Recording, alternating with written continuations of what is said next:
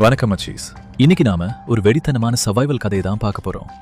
உலகமே அழிய போற அளவுக்கு ஒரு கொடூரமான புயல், கூடவே 100 மடங்கு பெருசாக்குற சிறுசாக்குற 2 சிஸ்டம். சொந்த தம்பியே துரோகம் பண்ணி கொன்னதுக்கு அப்புறம் மறுபடியும் ரீபர்த் ஆகி வர நம்ம ஹீரோ இந்த தடவை அவனோட ரிடக்ஷன் சிஸ்டத்தை வச்சு என்னென்ன தரமான சம்பவங்கள் பண்ண போறாருன்னு பார்க்கலாமா? வீடியோ செம ட்விஸ்டா இருக்க போகுது, அதனால ஸ்கிப் பண்ணாம கடைசி வரைக்கும் பாருங்க. சரி வாங்க வீடியோக்குள்ள போலாம்.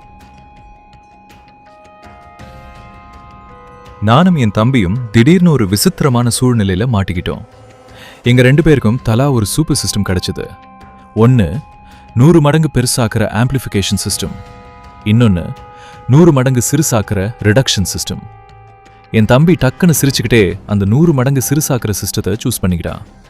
அதனால வேற வழி இல்லாம பாக்கி இருந்த பெருசாக்குற சிஸ்டத்தை நான் எடுத்தேன். ஆனா யாருமே எதிர்பார்க்காத மாதிரி அடுத்த 3 நாள்ல உலகத்தையே அழிக்கிற ஒரு பயங்கரமான புயல் பேரழிவு ஆரம்பிச்சிருச்சு. எல்லாரும் வீட்டுக்குள்ளேயே முடங்கிட்டாங்க, சாப்பாட்டுக்கு வழி இல்லாம தவிச்சாங்க. நான் என்கிட்ட இருந்த அந்த ஆம்பிளிஃபிகேஷன் சிஸ்டத்தை வச்சு இருந்த கொஞ்சம் நஞ்ச சாப்பாட்டையும் பெருசாக்கி என் தம்பியோட சேர்ந்து ரொம்ப கஷ்டப்பட்டு 5 வருஷம் உயிர் படைச்சேன். ஆனா அந்த புயல் முடிஞ்சதுக்கு அப்புறம் என் தம்பி என்ன ஒரு பெரிய பில்டிங் மேல இருந்து தள்ளி விட்டு கொன்னுட்டான். நீ மட்டும் அன்னைக்கு அந்த பெருசாக்குற சிஸ்டத்தை என்கிட்ட கொடுத்திருந்தா நான் சாப்பாட்டை பெருசாக்கி என் ஆளோட குடும்பத்தை காப்பாத்திருப்பேன். நீ ரொம்ப சுயநலவாதிடா கத்திக்கிட்டே என்னை தள்ளிவிட்டா. ஆனா சீன் கட் பண்ணா நான் சாகல. மறுபடியும் அதே சிஸ்டம் தேர்ந்தெடுக்கிற நாளைக்கே ரீபர்த் ஆகி கண்ணை திறந்த. இந்த தடவை என் தம்பி என்னை விட முந்திக்கிட்டு எனக்கு அந்த 100 மடங்கு பெருசாக்குற சிஸ்டம் தான் வேணும்னு டக்குன்னு எடுத்துக்கிட்டா. அவனோட ஸ்பீடை பார்த்த உடனே எனக்கு டக்குன்னு புரிஞ்சு போச்சு. அவனும் என் கூடவே போன ஜென்ம ஞாபகத்தோட ரீபர்த் ஆகி வந்திருக்கான்னு. நான் மனசுக்குள்ள சிரிச்சுக்கிட்டே, சரிடா தம்பி, உனக்கு அந்த பெருசாக்குற சிஸ்டம்னா எனக்கு இந்த சிறுசாக்குற ரிடக்ஷன் சிஸ்டமே போதும்னு சொல்லிட்டு அதை எடுத்துக்கிட்டேன். என் தம்பி அவனுக்கு கிடைச்ச புது சிஸ்டத்தை டெஸ்ட் பண்ண பக்கத்துல இருந்த ஒரு கப்பை 100 மடங்கு பெருசாக்கி பார்த்தான். அது அண்டா சைஸுக்கு பெருசானதும் அவனுக்கு சந்தோஷத்துல பைத்தியமே பிடிக்காத குறைதான். ஆஹா, இது நிஜமான ஆம்பிளிஃபிகேஷன் சிஸ்டம் தான், இனிமே இது என்னோடதுன்னு கத்துறா. இவன் தான் என் உயிரை பணையும் வச்சு நான் போன ஜென்மத்துல காப்பாத்தின என் சொந்த தம்பி. போன ஜென்மத்துல புயல் வந்தப்போ எங்க வீட்டில் இருந்த சில பாக்ஸ் இன்ஸ்டன்ட் நூடுல்ஸையும் பிரெட்டையும் தான் நான் பெருசாக்கி எங்களை காப்பாத்தினேன். அந்த 5 வருஷத்துல இவனோட சின்ன வயசு லவ்வரான லூயாவோ எதிர் வீட்டில் இருந்துட்டு எங்ககிட்ட சாப்பாடு உதவி கேட்டா. என் தம்பி அவங்க குடும்பத்துக்கு சாப்பாட்டை பெருசாக்கி கொடுக்க சொல்லி என்கிட்ட கெஞ்சினா. ஆனா இந்த மாதிரி பேரழிவு காலத்துல மனுஷங்க மனசு எப்படி மாறும்னு தெரியாது. அதனால இப்போதைக்கு நம்மளை காப்பாத்திக்கணும்னு சொல்லி நான் ஹெல்ப் பண்ண மறுத்துட்டேன். அதனால லூயாவோ குடும்பம் சாப்பாடு இல்லாம பசியாலேயே செத்துட்டாங்க. நான் இவ்வளவு கஷ்டப்பட்டு காப்பாத்தின என் தம்பியே கடைசியில அவளுக்காக என்னை கொன்னுட்டா. எவ்வளவு பெரிய கொடுமை பாத்தீங்களா? இப்போ என் தம்பி என்கிட்ட வந்து, என்னடான்னு இப்போ பெருசாக்குற சிஸ்டம் என்கிட்ட இருக்கு, உனக்கு பொறாமையா இருக்கா? உன்னோட அந்த மொக்க சிறுசாக்குற சிஸ்டத்தை வச்சு நீ என்ன பண்ண போறான்னு நக்கலா கேக்குறா. நான் ரொம்ப கூலா, உனக்கு பிடிச்சிருக்கா நீயே வச்சுக்கோ, எனக்கு கவலை இல்ல சொல்லிட்டு வந்துட்டேன். நான் அந்த சிஸ்டம் மேல எந்த இன்ட்ரெஸ்டும் காட்டாததை பார்த்து என் தம்பி அப்பாடான்னு நிம்மதியா சிரிச்சான். எனக்கு நல்லா தெரியும் இந்த தடவை அவ கண்டிப்பா அந்த எதிர் வீட்டு லூயாவோ குடும்பத்தை காப்பாத்ததான் ஓட போறான்னு. ஆனா நான் இந்த பேரழிவு காலத்துல இவன்கிட்ட இப்படி ஒரு சிஸ்டம் இருக்கிறது மத்தவங்களுக்கு தெரிஞ்சா எல்லாரும் அதை புடுந்ததான் பாப்பாங்க. இவ உயிருக்கே ஆபத்து வந்துடும்னு அந்த லூசுக்கு புரியல.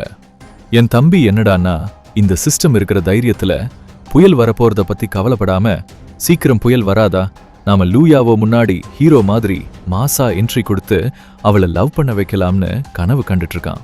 இவன் அவ மேல சும்மா க்ரஷ் வச்சிருக்கான்னு நினைச்சேன். ஆனா இவ இந்த அளவுக்கு ஒரு லவ் பண்ணி சன்னி லூசா சுத்துறான்னு நான் எதிர்பார்க்கல. என்கிட்ட வந்து, அண்ணே நான் லூயாவோ குடும்பத்தை காப்பாத்துனா அவ என்ன காதலிப்பாளான்னு கேக்குறான். நான் வாய்ப்பே இல்லைன்னு மூஞ்சில அடிச்ச மாதிரி சொல்லிட்டு ஆன்லைன்ல எனக்கு தேவையான திங்ஸ் வாங்க ஆரம்பிச்சேன். ஒரு தடவை தான் அவன்கிட்ட ஏமாந்தேன், இந்த தடவை விடமாட்டேன். திடீர்னு என் தம்பி என்கிட்ட வந்து, அண்ணே உன்கிட்ட ஏதாச்சும் காசு இருக்கா, ஒரு சில 10,000 இருந்தா கூட கொஞ்சம் சாப்பாடு வாங்கணும்னு கேட்குறான். நான் என்கிட்ட காசெல்லாம் இல்லடா, இப்போதான் ஒரு புது பிரிட்ஜ் வாங்கினேன், காசெல்லாம் காலின்னு சொன்னேன். அவன் ஷாக் ஆகி, என்னது புது பிரிட்ஜா, எதுக்கு இப்போ பிரிட்ஜ் வாங்கினேன்னு கேட்குறான்.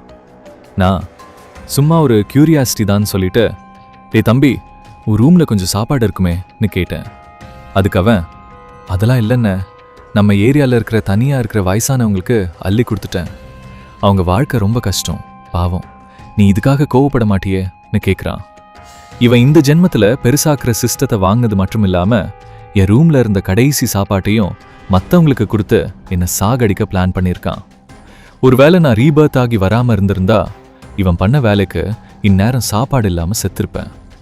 அவனோட அந்த நக்கலான சிரிப்பை பார்க்க பார்க்க எனக்கு செம காண்டாச்சு. சின்ன வயசுல எங்க அப்பா அம்மா செத்ததுலேருந்து இவனுக்கு நான் ஒரு அண்ணனா மட்டும் இல்லாம அப்பாவா இருந்து எல்லா பொறுப்பையும் பார்த்துக்கிட்டேன். இவன் படிக்கணுங்கிறதுக்காக நான் என் படிப்பையே பாதியில் நிறுத்திட்டு வேலைக்கு போனேன். இவன் சரியா படிக்கலனாலும் நான் ஒரு நாளும் திட்டினதில்லை. இவன் ஃப்ரெண்ட்ஸை விட இவனுக்கு அதிகமாக பாக்கெட் மணி கொடுத்தேன். நான் உடம்பு வருத்தி சம்பாரிச்ச காசுல தான் சிட்டில் ஒரு சொந்த அபார்ட்மெண்ட் வாங்கி இவனையும் என் கூட கூட்டிட்டு வந்து வச்சிருக்கேன். ஆனா இவனோட லவர் லூயாவோ அதே அபார்ட்மெண்ட்ல எதிர் வீட்டில் வந்து தங்குவான்னு நான் எதிர்பார்க்கல. இப்போ இவனுக்கு நான் செஞ்ச தியாகத்தை விட அந்த ஒரு பொண்ணு தான் பெருசா போயிட்டா. இவன் மேல எனக்கு இருந்த மொத்த நம்பிக்கையும் போயிடுச்சு. நான் எனக்கு டயர்டா இருக்கு, தூங்க போறேன்னு சொல்லிட்டு என் ரூம்குள்ள வந்துட்டேன். வந்து எனக்கான ஒரு சீக்ரெட் பங்கரை ரெடி பண்ண ஆரம்பிச்சேன். புயல் டைம்ல கரண்ட் வேணுங்கிறதுக்காக ஒரு விண்ட் ஜெனரேட்டர் கூட ஆன்லைன்ல ஆர்டர் பண்ணிட்டேன். என் தம்பி என்னடானா அவன்கிட்ட பெருசாக்குற சிஸ்டம் இருக்கிற திமிர்ல ஒரு 100 ரூபாய்க்கு மட்டும் சாப்பாடு வாங்கி அவன் ரூம்ல வச்சு பூட்டிக்கிட்டான். நான் ஏதோ அதை திருடிட போற மாதிரி. ஆனா நான் இந்த அபார்ட்மெண்ட்டையே காலி பண்ணிட்டு போக முடிவு பண்ணிட்டேன். ஏன்னா இங்க இருந்தா அவன்கிட்ட மாட்டிப்பேன். அதனால என் பெட்ரூம்ல இருக்கிற ஒரு ஃபால்ஸ் வால் பின்னாடி இருக்கிற ரகசிய ரூமை செலக்ட் பண்ணேன். நான் வீட்டை ஆல்டரேஷன் பண்ணும்போது யாருக்கும் தெரியாம கட்டின சின்ன பாத்ரூம் சைஸ் ரூம் அது. அதை பத்தி என் தம்பிக்கு தெரியாது. என் ஃபோன் மூலமா மட்டும்தான் அந்த ரூமை ஓபன் பண்ண முடியும். அதுக்கப்புறம் நான் ஒரு 10 கிலோமீட்டர் தள்ளி இருக்கிற ஒரு காலி இடத்துக்கு கார்ல போய் ரிடக்ஷன் சிஸ்டத்தை வச்சு ஒரு பெரிய மண் குவியலை சின்னதா சுருக்கி எடுத்துக்கிட்டேன்.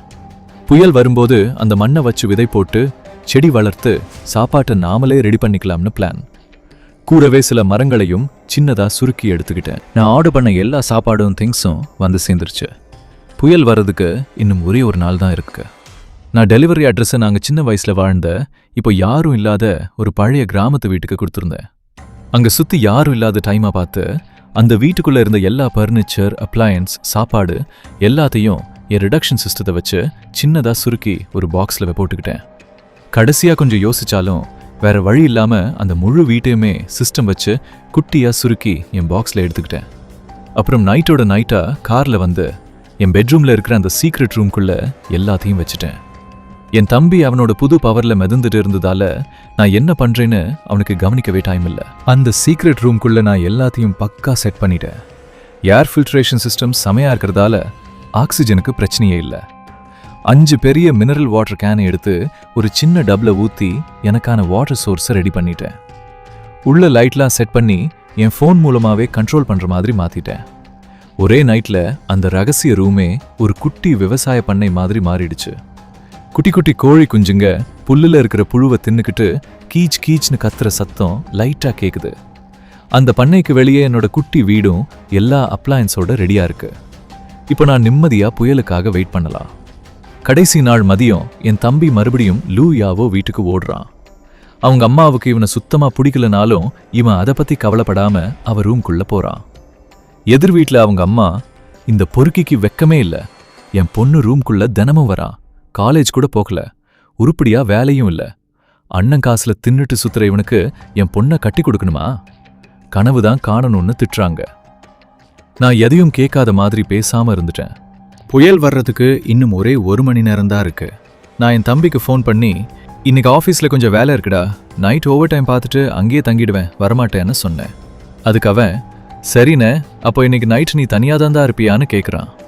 எனக்கு நல்லா தெரியும், அவள் ஒரு வார்த்தை கூட என்னை பத்திரமா இருன்னு சொல்ல மாட்டான்னு.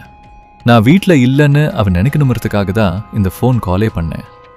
அப்புறம் என் ஃபோன் மூலமாக பெட்ரூமில் இருக்கிற சீக்ரெட் ரூமை ஓப்பன் பண்ணி உள்ளே போயிட்டேன். இந்த தடவை ரிடக்ஷன் சிஸ்டத்தை என் மேலேயே யூஸ் பண்ணி என்னை 100 மடங்கு குட்டியாக சுருக்கிக்கிட்டேன். லைட்டாக தலை சுத்தின மாதிரி இருந்தது. அப்புறம் பார்த்தா அந்த சின்ன ரகசிய ரூமே இப்போ எனக்கு ஒரு பெரிய பிரம்மாண்ட உலக மாதிரி தெரியுது. ஏன்னா போன ஜென்மத்தில் புயல் முடிஞ்சதும் பெருசான பொருட்கள் எல்லாம் பழைய சைஸுக்கே மாறிடுச்சு. அதே மாதிரி இந்த புயல் முடிஞ்சதும் நானும் பழைய சைஸுக்கு மாறிடுவேன்னு எனக்கு தெரியும். அங்க இருக்கிற கோழி குஞ்சுங்க, வீடு எல்லாத்தையும் பார்க்கும்போது என் மனசுக்குள்ள ஒரு தனி நிம்மதி.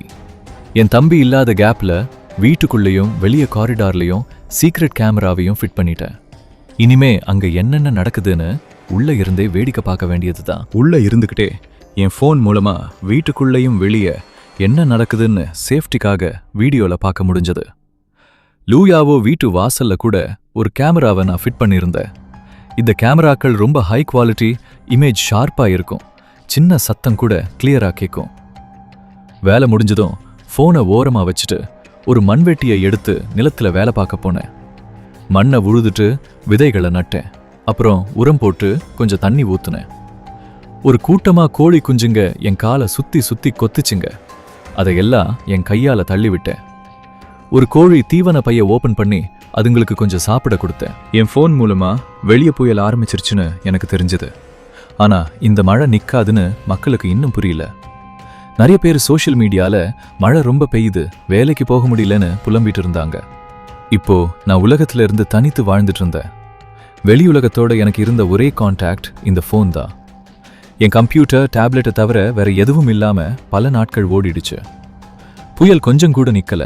அதனால பெரிய டிராஃபிக் பிரச்சனைகள் வந்துச்சு. நான் காணாம போனதை பத்தி என் தம்பி கொஞ்சம் கூட ஆச்சரியப்படல.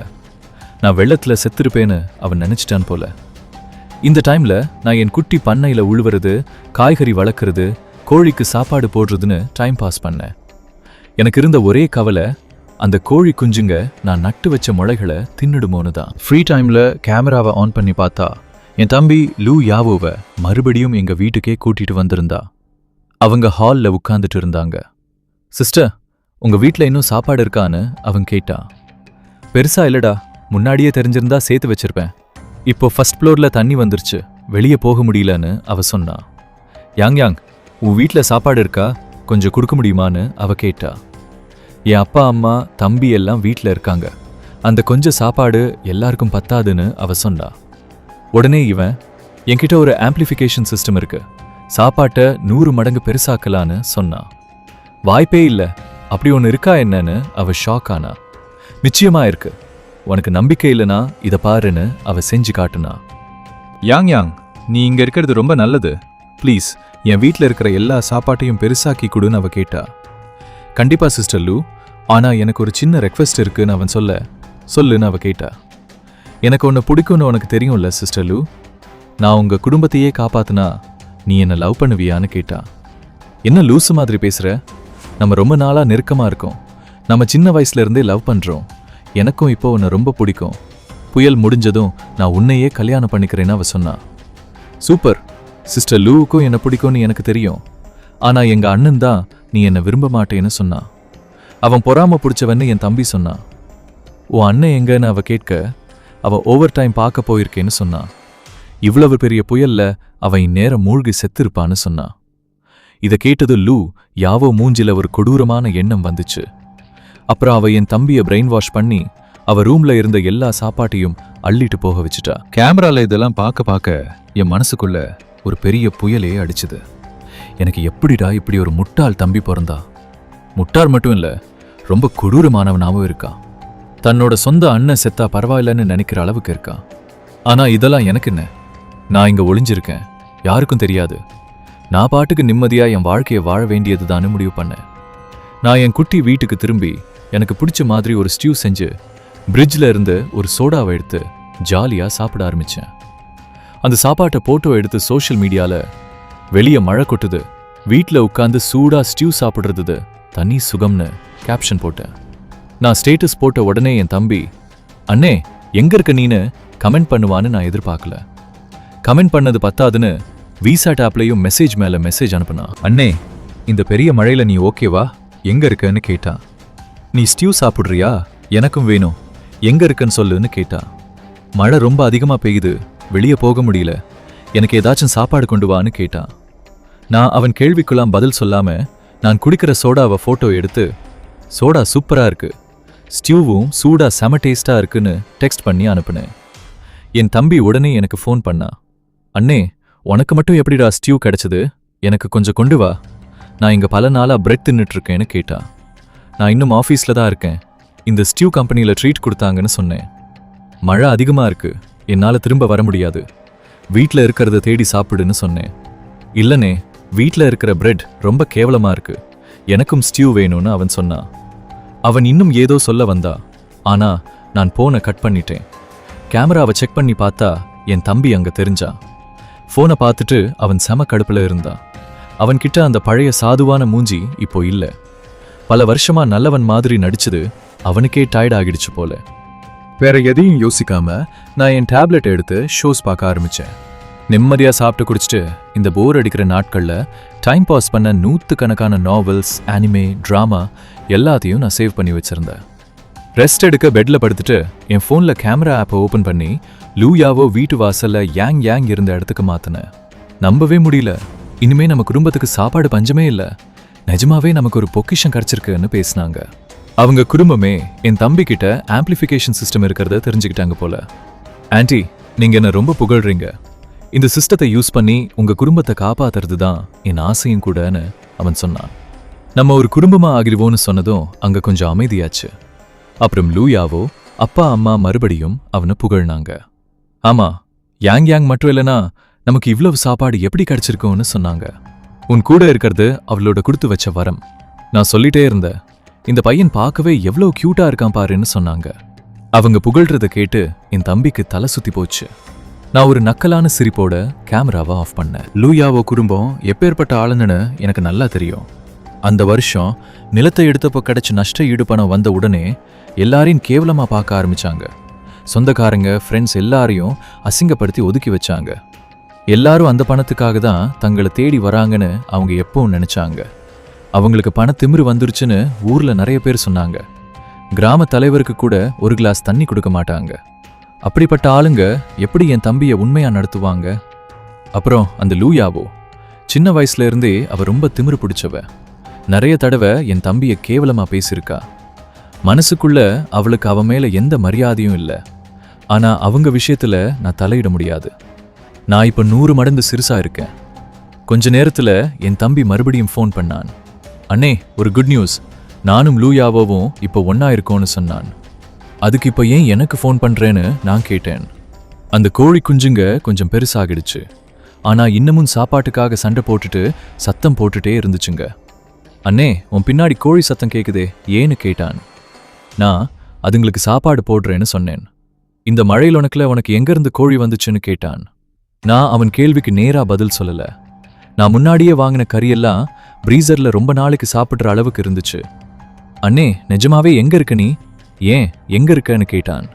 நீ ஸ்டியூ சாப்பிடுற, கோழி வளர்க்குற, உனக்கு புயல் பாதிப்பே இல்லைன்னு அவன் சொன்னான். அப்போ நீ எங்க இருக்குன்னு சீக்கிரம் சொல்லு, நான் லூயாவோ குடும்பத்தையும் கூட்டிட்டு வரோம். எப்படியும் நாம ஒரு குடும்பம் தான்னு சொன்னான். முடிஞ்சா நீயே என்னை கண்டுபிடிச்சா வான்னு சொன்னேன். அப்படின்னா என்ன அர்த்தம்? நாங்க வரது உனக்கு பிடிக்கலையான்னு கேட்டான். சின்ன வயசுல இருந்து அவன் கேட்டதெல்லாம் கொடுத்தனா முதல் தடவையா அவனை இப்படி ஒரு நக்கலான டோன்ல பேசினேன். என் காலில் இடிச்ச ஒரு கோழியை காலா தள்ளி விட்டுட்டு நிலத்துல இருந்து வீட்டுக்கு நடந்து போனேன். என் பிரிட்ஜில் பீச்சா, பன்ஸ், ஸ்டீம்ட் பிரெட், டம்ப்ளிங்ஸ்னு சமைச்சு வச்ச சாப்பாடு நிறைய இருந்துச்சு. நான் எலக்ட்ரிக் ஃபேனை ஆன் பண்ணிட்டு மைக்ரோவேவ்ல இருந்து பேக் பண்ண பீச்சாவை வெளியே எடுத்தேன்.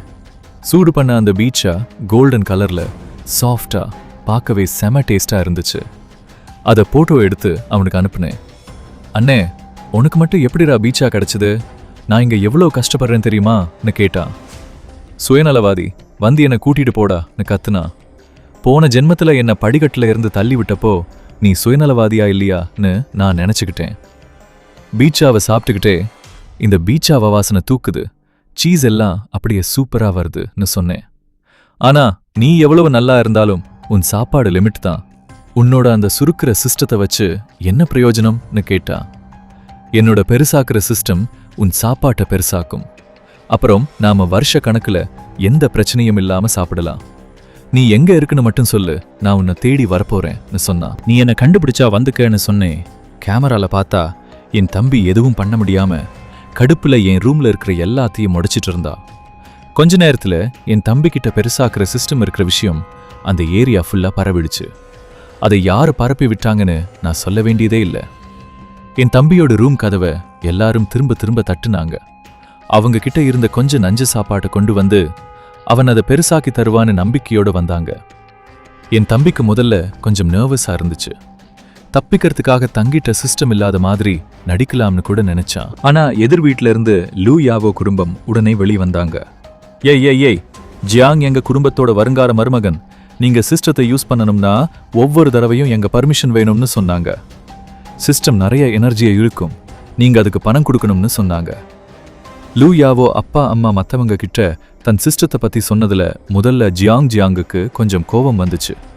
ஆனா இதை கேட்டதும் உடனே அவன் சந்தோஷமாயிட்டான். ஆமா ஜியாங் என் பாய் ஃப்ரெண்ட், அவனை வேலை செய்ய சொல்றதா இருந்தா நீங்க பணம் கொடுக்கணும்னு லூ யாவோ சொன்னா. அப்புறம் என்ன, லூ யாவோ குடும்பம் என் தம்பியை வச்சு ஒரு பிசினஸே ஆரம்பிச்சிட்டாங்க.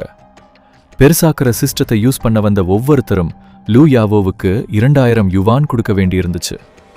2000 யுவான் சாதாரண காசு இல்ல. ஆனா இந்த மழை பேரழிவுல எல்லார் சாப்பாடும் தீர்ந்து போச்சு. பணத்தை வச்சு சாப்பாடு வாங்க முடியாது. இது 2 பேருக்கும் லாபமான பிசினஸ் மாதிரி தெரிஞ்சது. ஆனா சிஸ்டத்தை யூஸ் பண்ண என் தம்பியை தேடி வரறவங்க அதிகமாகிட்டே இருக்காங்கன்னு கேமரா மூலமா நான் தெரிஞ்சுக்கிட்டேன். என் தம்பிகிட்ட அந்த பெருசாக்குற சிஸ்டம் இருக்கிற வரைக்கும் நாம பட்டினி கிடக்க மாட்டோம்னு அவங்களும் நம்பினாங்க. ஆனா அவங்க ஒரு விஷயத்தை மறந்துட்டாங்க. சிஸ்டம் சாப்பாட்டை பெருசாக்கும், ஆனா அதுக்கு முதல்ல உன்கிட்ட கொஞ்சம் சாப்பாடாவது இருக்கணும். ஒரே பொருள் மேல சிஸ்டத்தை ஒரு தடவை தான் யூஸ் பண்ண முடியும். பாதியை சாப்பிட்டுட்டு மீதியை வச்சு மறுபடியும் சிஸ்டத்தை யூஸ் பண்ணி அன்லிமிட்டடா சாப்பாடு ரெடி பண்ண முடியாது. முழுசா 3 வருஷம் ஓடிடுச்சு. என் தம்பியோட சிஸ்டத்தால அந்த ஏரியாவில் யாரும் பட்னியால சாகல. அதனால எல்லாரும் கவலையை விட்டுட்டு இஷ்டத்துக்கு வாழ ஆரம்பிச்சிட்டாங்க. ஆனா 3வது வருஷத்தோட கடைசியில ஒரு பெரிய ஆபத்து வந்துச்சு. எல்லார் வீட்ல இருந்த சாப்பாடும் தீர்ந்து போச்சு. என் தம்பியோட சிஸ்டத்தை வச்சு பெருசாக்குனாலும் அது பத்தல. சோர்சஸ் ரொம்ப குறைஞ்சு போச்சு. இனிமே அந்த பெருசாக்குற சிஸ்டத்தை வச்சு எந்த லாபமும் இல்ல. அதனால அந்த ஏரியா ஃபுல்லா சாப்பாட்டுக்காக சண்டை சச்சரவுன்னு ரொம்ப கலவரமா மாறிடுச்சு. என் தம்பி இப்போ லூ யாவோ வீட்டுக்கு குடி போயிட்டான். ரொம்ப காலத்துக்கு முன்னாடியே அவன் அவங்க வீட்டுக்கு போய் அவங்க குடும்பத்துல ஒருத்தனா மாறிட்டான். கேமரால பார்க்கும்போது எனக்கு ஒன்று புரிஞ்சுது. என் தம்பிக்கிட்ட சிஸ்டம் யூஸ் பண்ண வரவங்க குறைஞ்சிட்டாங்க. அதனால இனிமே அவனால எந்த லாபமும் இல்லைன்னு லூ யாவ் குடும்பத்துக்கும் தெரிஞ்சிருச்சு. ஆனா என் தம்பி இன்னும் அவங்க வீட்டிலேயே இருந்தான். இது அவங்களுக்கு சுத்தமா பிடிக்கல. ஏதோ ஒரு காரணம் சொல்லி அவனை வெளியே துரத்த பிளான் பண்ணாங்க. லூ யாவ் அவன்கிட்ட வந்து, எனக்கு இனிமே உன் மேல காதல் இல்ல, நம்ம பிரேக்கப் பண்ணிக்கலாம்னு சொல்லிட்டா. என் தம்பி கதறி அழுது அவளை எப்படியாவது தடுத்து நிறுத்த பார்த்தான். ஆனா அந்த குடும்பமே சேர்ந்து அவனை நடுத்தெருவுல தூக்கி வீசிட்டாங்க. இந்த மழைக்காலத்துல என் தம்பி யாரை லவ் பண்றான்னு யாருக்கும் கவலை இல்ல. எல்லாரும் அவங்க லாபத்தை மட்டும்தான் பார்த்தாங்க. என் தம்பி அவங்க வீட்டு வாசல்ல நின்னு கத்தி அழுதது தவிர வேற வழி இல்ல. ஒரு பகல், ஒரு ராத்திரி முழுசா அங்கேயே இருந்துட்டு கடைசியா தலைய தொங்க போட்டுக்கிட்டு என் வீட்டுக்கு திரும்பி வந்தா. ஆனா அதுக்குள்ள லூ யாவ் குடும்பம் என் வீட்டை முழுசா காலி பண்ணிட்டாங்க. என் தம்பி சேமிச்சு வச்சிருந்த சாப்பாடு எல்லாத்தையும் அவங்க தூக்கிட்டு போயிட்டாங்க. இப்போ அந்த வீடு வெறும் காலி டப்பாவா தான் இருந்துச்சு. என் தம்பி அவங்க வீட்டு வாசல்ல போய் சத்தம் போட்டாலும் அவனுக்கு கிடைச்சது அவமானம் மட்டும்தான். அவங்க சாப்பாட்டை திருப்பி தரவே இல்லை. கடைசியா என் தம்பி பயப்பட ஆரம்பிச்சிட்டான். ஆனா அந்த நேரத்துல நான் என்ன பண்ணிட்டு இருந்தேன்? நான் என்னோட சின்ன பண்ணையில ரொம்ப அமைதியா வாழ்ந்துட்டு இருந்தேன். பசிச்சா கொஞ்சமா காய்கறியும் கறியும் பறிச்சு வதக்கி சாப்பிடுவேன். சமைக்க மூடு இல்லைனா பிரிட்ஜில் இருக்கிற ரெடிமேட் சாப்பாட்டை எடுத்து சூறு பண்ணி சாப்பிட்டுப்பேன். ஃப்ரீ டைம்ல எனக்கு பிடிச்ச ட்ரிங்க்ஸ் நானே செஞ்சு குடிப்பேன். தினமும் காலையில எழுந்ததும் கோழிகளுக்கு இறை போடுவேன். அப்புறம் எனக்கு பிரேக்ஃபாஸ்ட் செஞ்சு சாப்பிட்டுட்டு என்னோட பண்ணையை சுத்தி பார்ப்பேன். உருளைக்கிழங்கு, கத்தரிக்காய், தக்காளி, சோளம்னு நிறைய காய்கறிகளை நட்டு வச்சிருந்தேன். மதியானம் தூக்கம் வந்தா ஒரு குட்டி தூக்கம் போடுவேன். முழிச்சதும் எனக்கு பிடிச்ச ஷோஸ், ஆனிமே எல்லாம் பார்த்துக்கிட்டே பிடிச்சது சாப்பிடுவேன். ஒரே ஒரு கஷ்டம் என்னன்னா, அங்க பூச்சிகள் இல்லாததால ஒவ்வொரு செடிக்கும் நானே கையால மகரந்த சேர்க்க பண்ண வேண்டியிருந்துச்சு. ஆனா அதெல்லாம் ஒரு பெரிய பிரச்சனையே இல்ல. என்னை பத்தி எந்த தகவலும் இல்லாம 3 வருஷம் கழிச்சு என் தம்பியோட ஃபோன் தயங்கி அடிச்சுது. நான் செத்து போயிருப்பேன்னு அவன் நினைச்சிருப்பான். ஆனா நான் கால் அட்டென்ட் பண்ணதும் அவனுக்கு ஒரே ஆச்சரியம். அண்ணா, நீ உசுரோட தான் இருக்கியா? ரொம்ப சந்தோஷம். இந்த புயல்ல நீ செத்துட்டேன்னு நான் நினைச்சேன்னு சொன்னான். நான் ஒரு வெள்ளரிக்காயை கடிச்சுக்கிட்டே என் டேப்லெட்ல படம் பார்த்துட்டு இருந்தேன். நான் மெல்லுற சத்தம் கிரன்ச்னு கேட்டுச்சு. இப்போ எதுக்கு எனக்கு கால் பண்ணேன்னு கேட்டேன். அண்ணா, லூ யாவ் குடும்பம் என்ன எவ்வளோ கொடுமைப்படுத்தினாங்கன்னு உனக்கு தெரியாதுன்னு சொன்னா.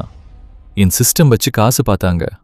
இப்போ யாரும் என்ன தேடி வராததால என்ன வீட்டை விட்டு துரத்துட்டாங்க. என்ன கல்யாணம் பண்ணிக்கிறேன்னு சொன்ன லூ யாவ் இப்போ பிரேக்கப் பண்ணணும்னு சொல்றா. அவங்க குடும்பமே சுயநலவாதிகள், என்ன ரொம்ப கஷ்டப்படுத்திட்டாங்க. இப்போ வீட்ல சாப்பிடக்கூட ஒன்றும் இல்லைன்னு அவன் அழுதான். ஓ அப்படியா? நான் சாதாரணமாக சொன்னேன். அண்ணா வந்து என்ன கூட்டிட்டு போறியா? சாப்பிட ஒன்றும் இல்லைனா நான் நிஜமாவே செத்துருவேன். உன்னோட ஒரே தம்பி பசியில சாகிறத நீ பார்க்க மாட்டல்லன்னு கேட்டான். தம்பி அதெல்லாம் நடக்காத காரியம்னு நான் சொல்லிட்டேன். அண்ணா ஏன் என் மேல உனக்கு பாசமே இல்லை? முன்னாடி நீ இப்படி இல்லையே, நீயும் மறுபிறவி எடுத்துட்டியான்னு கேட்டான். ஆமா, அதுக்கு இப்போ என்னன்னு கேட்டேன். நீயும் மறுபிறவி எடுத்திருந்தா லூ யாவ் குடும்பம் எப்படின்னு உனக்கு தெரிஞ்சிருக்குமே, அப்புறம் ஏன் இவ்வளோ சுயநலமாயிருக்கன்னு கேட்டான். நான் அதுக்கு மேல எதுவும் பேசல. நான் பாட்டுக்கு ஒரு வீடியோ எடுத்து அவனுக்கு அனுப்புனேன். அந்த வீடியோல என் காய்கறிகள் எல்லாம் செழிப்பா வளர்ந்துருந்துச்சு. ஒரு கூட்டமா கோழிகள் அங்கேயும் இங்கேயும் ஓடிட்டு இருந்துச்சு. வீடு ரொம்ப அழகா அலங்கரிக்கப்பட்டு பிரிட்ஜ் முழுக்க சாப்பாடும் ஸ்நாக்ஸும் நிறைஞ்சிருந்துச்சு. புயல் அடிச்சு நாசமான எவியல் அடிச்சு நாசமான இடம் மாதிரியே அது இல்லை, ஏதோ வேற உலகம் மாதிரி இருந்துச்சு. நான் அந்த வீடியோவை அனுப்பின அடுத்த செகண்ட் என் தம்பி கோவத்தில் வெடிச்சிட்டான். நீ ஏன் இவ்வளோ சுயநலமா இருக்க? நான் இப்போ எவ்வளோ கஷ்டப்படுறேன்னு தெரியுமா? வந்து என்ன கூட்டிட்டு போன்னு கத்துனா. சுயநலமா? போன ஜென்மத்தில் என்ன மாடியிலிருந்து கீழே தள்ளி விட்டப்போ நீ செஞ்சது சுயநலம் இல்லையா? நீ மறுபிறவி எடுத்திருக்கன்னு இப்போ நல்லா தெரிஞ்சிடுச்சு. உனக்கு புயல் வரும்னு முன்னாடியே தெரிஞ்சும் என்கிட்ட சொல்லலை. இது சுயநலம் இல்லையான்னு கேட்டான். என் தம்பி நான் காட்டின அன்பை ரொம்ப சாதாரணமாக எடுத்துக்கிட்டான். ஆனா எனக்கு எப்படி திருப்பி செய்யணும்னு அவன் யோசிச்சதே இல்லை. நானும் ஒன்றும் புத்தர் கிடையாது. நீ என்ன ஒரு குடும்பமா நினைக்காதப்போ உன்னை காப்பாற்ற வேண்டிய அவசியம் எனக்கு இல்லை தம்பி. அந்த வெளிச்சத்துல மயங்கி நான் ரொம்ப முட்டாளா இருந்துட்டேன். நீ என்ன அனாதையா விட முடியாது. நான் உன்னோட ஒரே தம்பி, நமக்கு வேற சொந்த யாரும் இல்லைன்னு அவன் சொன்னான். அப்ப செத்துப்போ, அதுக்கும் எனக்கும் என்ன சம்பந்தம்னு சொல்லிட்டு நான் போனை கட் பண்ணிட்டேன். போனுக்கு அந்த பக்கம் என் தம்பி எவ்வளோ வெறில இருப்பான்னு என்னால யோசிச்சு பார்க்க முடிஞ்சுது. நாள் முழுக்க வீட்டில் இருந்த பொருளை எல்லாம், குறிப்பா என் ரூம்ல இருந்ததை எல்லாம் அவன் போட்டு உடைச்சத கேமரா வழியா பார்த்தேன். உள்ள இருந்த எல்லாமே நாசமாச்சு. ஆனா பொருளை உடைச்சா வயிறு நிறையாது. அவன் எவ்வளோ கோவத்தை காட்டினாலும் அதனால ஒரு பிரயோஜனமும் இல்லை. ஒரு நாள் என் தம்பி கொஞ்சம் பிரெட் எடுத்துட்டு வந்ததை நான் பார்த்தேன். கேமரால செக் பண்ணப்போ அது லூ யாவ் வீட்டில இருந்து திருடின சாப்பாடுன்னு எனக்கு தெரிஞ்சுது. லூ யாவ் குடும்பம் மொத்தமும் வெளியே போயிருந்தாங்க. வீட்டில் அவளோட 6 வயசு தம்பி மட்டும்தான் இருந்தா. என் தம்பி அந்த பையனை ஏமாத்தி கதவை திறக்க வச்சு வீட்டில் இருந்த சாப்பாடு எல்லாத்தையும் திருடிட்டு வந்துட்டான். கேமரால இதை பார்த்ததும் என்னால சிரிப்பை அடக்கவே முடியல. ஒருத்தர் ஏமாத்துற இந்த நாடகத்தை பார்க்க அவ்வளோ சூப்பரா இருந்துச்சு. சிரிச்சு சிரிச்சு எனக்கு மூச்சே முட்டிடுச்சு. நான் எதிர்பார்த்த மாதிரியே அந்த குடும்பம் திரும்பி வந்து சாப்பாடு காணாம போனதை பார்த்துட்டு செம காண்டாயிட்டாங்க. என் வீட்டு கதவை தட்டி எட்டி உதைச்சு கேவலமா திட்டுனாங்க. அங்க என் தம்பி ஆம ஓட்டுக்குள்ள ஒளிஞ்சுக்கிற மாதிரி வெளியே வராம வீட்டுக்குள்ளேயே ஒளிஞ்சுக்கிட்டான். என் வீட்டு மெயின் டோர் ரொம்ப ஸ்ட்ராங்கானது. வீடு கட்டும்போதே தேடி வாங்கின பெஸ்ட் ஷாக் ப்ரூஃப் கதவு அது.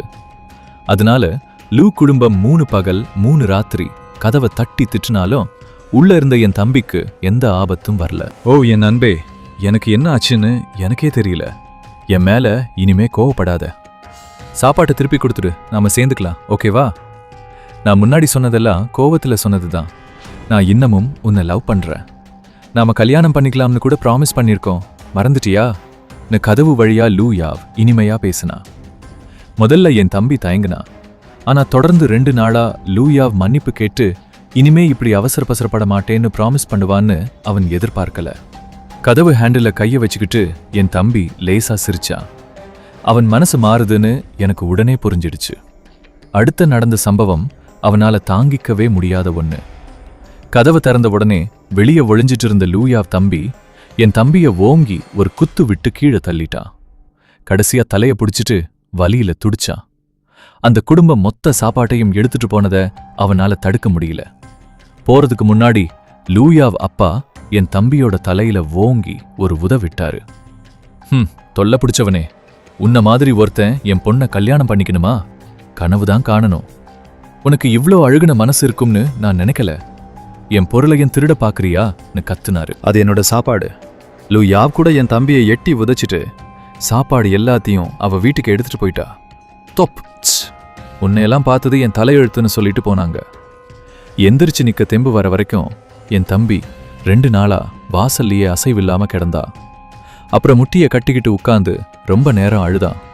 அவன்கிட்ட இப்போ சிஸ்டம் இருந்தோம் எந்த பிரயோஜனமும் இல்லை. ஒரு துண்டு சாப்பாடு கூட அவன்கிட்ட மிஞ்ச. ரொம்ப விரக்தியான நிலைமையில அவன் எனக்கு மறுபடியும் கால் பண்ணான். அண்ணா, அவங்க என்ன அடிச்சிட்டாங்க, என்ன ரொம்ப கொடூரமா அடிச்சிட்டாங்க, உடம்பெல்லாம் வலிக்குது. அண்ணா, வந்து என்ன காப்பாத்துறியா, ரொம்ப வலிக்குது, பசியாவும் இருக்கு, எனக்கு எலும்பு ஏதும் உடஞ்சிடுச்சோன்னு பயமா இருக்குன்னு அழுதான். இதுவே முன்னாடி நடந்திருந்தா கண்டிப்பா என் மனசு துடிச்சிருக்கும். அவன் கஷ்டத்தை எல்லாம் நான் ஏத்துக்கணும்னு நினைச்சிருப்பேன். ஆனா இப்போ அவன் அழுவுறத கேட்டப்போ எனக்கு ஒரு துளி கூட பாவமா தோணல. உனக்கு இது தேவைதான்னு சொல்லிட்டு போன வச்சுட்டேன். நான் திரும்பி போய் என் தோட்டத்துல சோளம் அறுவடை பண்ண ஆரம்பிச்சேன். இப்படியே நாட்கள் போச்சு. என் தம்பி வீட்டு வாசல்லையே படுத்து கிடக்க அவ உடம்பு மெலிஞ்சுக்கிட்டே போச்சு. அந்த டைம்ல அந்த வழியா போன நிறைய பேர் என் தம்பியை வற்புறுத்தி அவனோட சிஸ்டம் மூலமா அவங்க சாப்பாட்டை அதிகமாக்கிக்கிட்டாங்க. இதுல என் தம்பிக்கு கொஞ்சமும் இஷ்டம் இல்லை. 4 அறை வாங்கினதுக்கு அப்புறம் அவன் அவங்க சொல்றத கேட்டுதான் ஆகணும். உசுறு போற கடைசி நிமிஷத்துல அவன் தன்னைத்தானே இழுத்துக்கிட்டு லூயாவ் வீட்டு வாசலுக்கு போய் விழுந்து செத்துட்டான். கதவை திறந்த லூயாவ் என் தம்பியோட பாடியை பார்த்து அருவருப்பா எட்டி உதைச்சா. அவன் செத்ததை பத்தி அவளுக்கு ஒரு கவலையும் இல்லை. இன்னும் 2 வருஷம் ஓடிருச்சு. பலத்த மழையால கீழ் மாடிகள் எல்லாம் மூழ்கிடுச்சு. ஆனா போன ஜென்மத்துல நான் கணிச்ச மாதிரியே எங்க மாடிக்கு எந்த ஆபத்தும் வரல. மழை நிக்கிறதுக்கு சில மாசங்களுக்கு முன்னாடி லூயாவ் குடும்பம் மொத்தமா கொலை செய்யப்பட்டாங்க. அந்த ஏரியாவில் அவங்க குடும்பத்துக்கு ஏற்கனவே கெட்ட பேர் இருந்துச்சு. அது மட்டும் இல்லாம என் தம்பியை ஏமாத்தி அவங்க சொகுசா வாழ்ந்ததால பல பேருக்கு அவங்க மேல செம காண்டு இருந்துச்சு. மழை நிக்கிறதுக்கு சில மாசத்துக்கு முன்னாடி எல்லார்கிட்டையும் இருந்த சாப்பாடு காலி ஆயிடுச்சு. ஆனா யாரோ ஒருத்தர், யாருன்னு தெரியல, ரெசிடென்ஸ் குரூப் சாட்ல லூயா வீட்ல இன்னும் நிறைய சாப்பாடு இருக்குன்னு மெசேஜ் அனுப்பிட்டாங்க. அதனால நிறைய பேர் ஆயுதங்களை எடுத்துக்கிட்டு ஒரு கூட்டமா சேர்ந்தாங்க. அவங்க வீட்டு வாசலுக்கு போய் கதவை தட்டி கேவலமா திட்டி சாப்பாட்டை கொடுக்க சொல்லி மிரட்டினாங்க. லூயாவ் குடும்பம் சாப்பாடு தர மறுத்தது மட்டும் இல்லாம எல்லாரையும் அசிங்கமா திட்டுனாங்க. இது அங்க இருந்தவங்கள இன்னும் முசுப்பேத்தி விட்டுடுச்சு. சில குரூப் சேர்ந்து மாத்தி மாத்தி கதவை தட்டலாம்னு முடிவு பண்ணாங்க. பகல் ராத்திரியா அந்த சத்தம் கேட்டுக்கிட்டே இருந்துச்சு. கடைசியா 4 நாள் கழிச்சு லூயா வீட்டு மெயின் டோர் மொத்தமா உடைக்கப்பட்டு வீட்ல இருந்த எல்லா சாப்பாடும் கொள்ளையடிக்கப்பட்டுச்சு. சாப்பிட ஒண்ணும் இல்லாம அந்த குடும்பமே தரையில உட்கார்ந்து அழுதுட்டு இருந்தாங்க. இந்த கடைசி சில மாசங்களை அவங்க தாண்டி வாழ்றது ரொம்ப கஷ்டம்தான். அந்த ஏரியா முழுக்க ஒரே கலவரமா இருந்துச்சு. ஆனா நானும் என்னோட சின்ன பண்ணையில எனக்கு பிடிச்சதை சாப்பிட்டு குடிச்சுக்கிட்டு இன்னும் ஒரு 5 கிலோ வெயிட் போட்டிருந்தேன். கடைசி நிமிஷம் வரைக்கும் நான் தாக்கு பிடிச்சேன். மழை நின்னுடுச்சுன்னு என் ஃபோன்ல நியூஸ் வந்துச்சு. 1000 அடுக்கு கடுமேகங்களை கிழிச்சுக்கிட்டு கடைசியா சூரியன் வெளியே வந்துச்சு. ஒரு பிரகாசமான தங்க நிற வெளிச்சம் பூமியில பட்டு ஒரு நம்பிக்கையை கொண்டு வந்துச்சு. நான் என் தோட்டத்துல சோளத்துக்கு நிலத்தை உழுதுட்டு இருந்தப்போ என் உடம்புல ஒரு மேஜிக் நடக்கிறத உணர்ந்தேன். சுருங்கி போயிருந்த என் உடம்பு திடீர்னு வளர்ந்து என் பழைய நார்மல் சைஸ்க்கு வந்துருச்சு. என் காலில் கிடந்த பண்ணையும் வீடும் இப்ப பார்க்க ரொம்ப குட்டியா இருந்துச்சு. நான் என் ஃபோனை யூஸ் பண்ணி அந்த சீக்ரெட் ரூம் திறந்தேன். அங்க வீடு ரொம்ப குப்பையா கடந்துச்சு. ரொம்ப ஆச்சரியமா இருந்துச்சு. நான் மட்டும்தான் என் நார்மல் சைஸ்க்கு வந்திருந்தேன். மற்றதெல்லாம் அதோட பழைய சைஸ்லயே தான் இருந்துச்சு. ஒருவேளை ஆம்பிளிஃபிகேஷன் சிஸ்டமோ ரெடக்ஷன் சிஸ்டமோ கொஞ்சம் வித்தியாசமா இருக்குமோ என்னவோ. எது எப்படியோ இந்த சிஸ்டம்னு சொல்ற விஷயமே தானா ஒரு மேஜிக் மாதிரி தான் இருக்கு. அந்த பெரிய ஜன்னல் கிட்ட நின்னுட்டு தப்பிச்சவங்க ஒவ்வொருத்தரா அவங்க வீட்டை விட்டு வெளியே ஓடி வரத நான் பார்த்துக்கிட்டு இருந்தேன். இந்த எபிசோடு உங்களுக்கு பிடிச்சிருக்கும்னு நம்புற மச்சி. கதையில நம்ம ஹீரோ எடுக்கிற முடிவுகளை பத்தி நீங்க என்ன நினைக்கிறீங்கன்னு மறக்காம கமெண்ட்ல சொல்லுங்க.